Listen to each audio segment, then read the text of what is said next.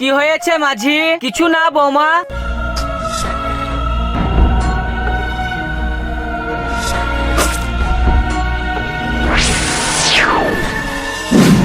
আরে বৌমা, তুই তো আমার বসে।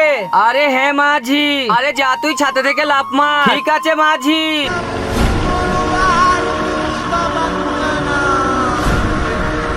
আরে চম্পা, আরে চম্পা, আরে এ শুনতে পাচ্ছে না কেন? তাড়াতাড়ি করে যাই গিয়েই দেখি তাহলে।